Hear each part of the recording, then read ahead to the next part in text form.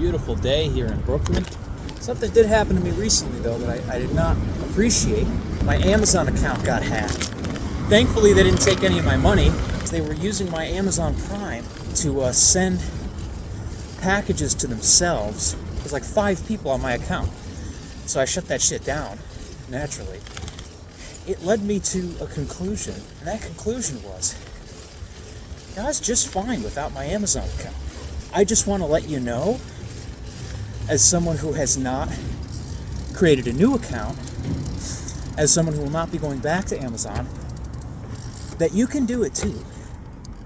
It's not that big of a deal. I already have my qualms with the company as it is. I mean, everybody does. That's the other thing. Everybody knows it in their heart that they don't like Jeff Bezos. They don't like Amazon. They got workers pissing in bottles, not taking breaks. They got the rage room in there or whatever. No one is denying that. So why do we still use these things? Well, I think it's kind of related on the same topic as continuing to use an app like TikTok, even though you know it's bad for you. You know you're using it hours a day, wasting your time, wasting your life. I learned something recently that has made the explanation very clear to me. It's called a Skinner box. What a Skinner box is B.F. Skinner, psychologist, was trying to train pigeons in order to study learned behavior. Took 2 pigeons. I'm sure there were more than 2, but just for sake of example. He put 1 pigeon in a box with a button in the box. And when that button is pressed, food comes out. And those pigeons behaved fairly normally. They would press the button, the food would come out, and they would eat it when they were hungry, and they would only press the button when they were hungry. There was another pigeon in another box, and in that box, when they pressed the button, it was a little uncertain as to whether or not they were going to get food that time. And those pigeons spent all their time pressing this button and not doing anything else, and they let food pile up in a giant pile where the dish was, even though they didn't need that food. This plays into a lot of different things, but the one thing that it shows that the gambling industry has learned from is that uncertainty of reward is crucial to develop addictive behavior. We all know that they purposefully make these apps addictive, right? I mean, to see a lot of people talking about how hollow it all feels. And everyone's like, why is that? Why is that? Well, why does smoking your 12,000th cigarette not feel nearly as good as smoking your first cigarette? The reward slowly shifts over time from being the chemical reward itself, and it becomes in anticipation of the thing you want to do. You can train someone to become addicted to just about anything with the proper nudging. And what companies like TikTok and other social medias do is their entire business model is not only focused on advertising, but also and this is real, this isn't a conspiracy theory I'm making up. It's a long-term goal to create in its users a behavioral change, and that behavioral change includes pushing people, nudging them in the correct direction, from the perspective of the company, and making people more suggestible.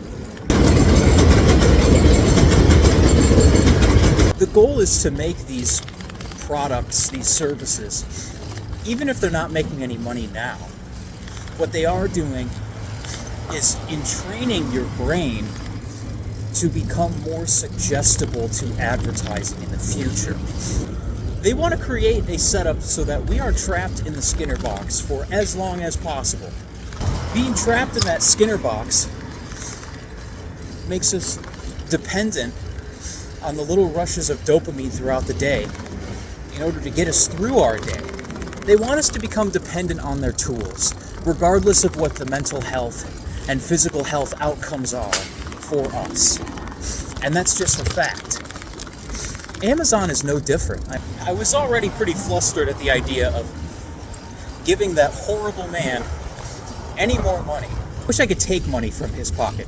If I could pickpocket him, I would, because it'd be morally correct to do so. I was already getting mad at Amazon's service being poor and their products suffering, and now their rating system is an algorithm. It's not actually an average of the ratings of the product. So they're basically choosing and weighting whatever ratings they want. And I'm telling you, from your possible future of getting rid of your Amazon account, that it's okay. I'm still here. There's nothing to be frightened about. And it's fine. Now the confidence that I found from that has only emboldened me to push things even further. So I think you should delete your Amazon account, and not just to do it in solidarity with these workers who are being underpaid, mistreated, absolutely shat on by this horrific infrastructure that's been built, because that's a great reason. That reason alone, you're always thinking in the back of your head, like, something fucked up happened in order to get this to me in 2 days. Somebody pissed in a bottle to get this to me in 2 days. And that shit sucks, man. I don't like that that's the case. But it's the truth. And I believe in the truth. And I believe that the truth will set you free if you allow it to. You can go to the manufacturer's website and buy it directly and pay for shipping and wait like a patient adult, which is what you should be doing. Not setting so high of expectations with shipping time that you literally create an entire parasitic industry, because that's what we've allowed to happen. At the end of the day, it is partially our fault for allowing convenience of ourselves to become inconvenient for people's daily struggles that we don't see, so we don't think about. I mean, that's a problem. We've got to shift our focus a little bit. So you can go to the manufacturer's website of whatever you're trying to buy, which they will probably thank you for not having to deal with Amazon's business practices as well. Another thing you could do is buy used. I only buy used books. I don't buy new books. Books on eBay are specifically something that I'm always looking into to pick up. Instead of buying new, instead of buying from Amazon or like Barnes & Noble, when you buy used, you essentially double the lifetime of an item that you're purchasing, especially with books. It's very wasteful to buy a brand new printed book. We could be sharing, or free little libraries, that kind of thing. That's more book specific, but because I don't have Amazon, I'm looking at things that I gotta buy. I stop and think, do I really need this that fast? I would say 99% of things that you want to buy, you don't need 2-day shipping on that at all. Like, you can wait, okay? It's not that big of a deal. Create patience in your life. The convenience, the fake convenience that offers is so taxing on systems in place and on people working for you for nothing for doing that. It's a true non-necessity. Go to the manufacturer's website, buy it there first. If you can't find it there, you can try and find it used on eBay or even Facebook Marketplace. Or go to a local shop. If you live in the city, there's no excuse not to do that. Or option 4 is you can just go without sometimes. You genuinely can just not have something that you want that's small. It's okay. I'm not talking about life-saving medicine here. I'm talking about, we could really go for a new bookshelf. I'll 2-day ship it directly, or like, you don't need to be doing that. You just don't need to be doing that. Give it a week. Think about what you're going to buy for like a week. And if you still want it, and you still need it after that time, then I would pick it up. But you don't have to go to Amazon to pick it up. I don't have to explain all the reasons why.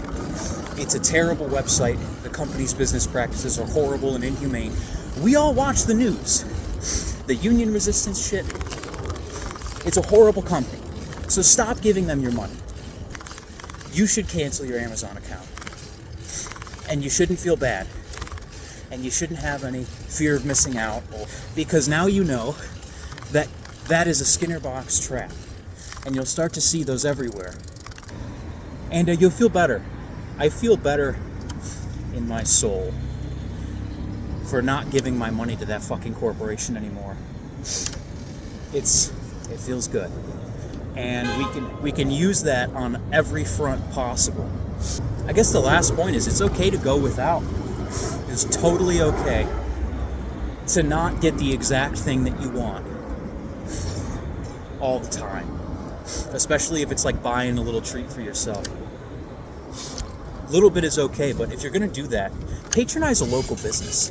Cancel your Amazon account. You'll feel better. Your wallet will look better. Take that money and put it into an IRA.